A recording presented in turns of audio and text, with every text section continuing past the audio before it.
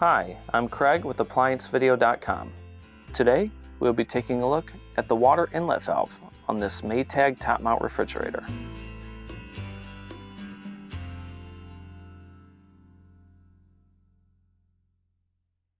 Stop. Before beginning any repair, always be sure to disconnect the power to the appliance. It is also recommended to test the outlet for the proper voltage. Remember to also turn off the water. A faulty water inlet valve would often result in water leaking on the floor. If your refrigerator is equipped with an ice maker, maybe it's not making ice or it could be making smaller cubes. Now, click on the link below to view this repair video. ApplianceVideo.com guides you step by step, giving you the confidence to avoid recalls and callbacks, also saving time on repairs. Whether you're up against an uncommon repair or the latest appliance on the market, our videos have been created with you in mind.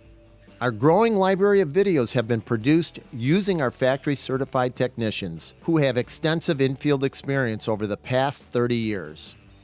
ApplianceVideo.com provides high-quality repair videos that anyone can follow, regardless of their skill level. We are here to help. Click on the link below to view this repair video and let us help you do it right the first time.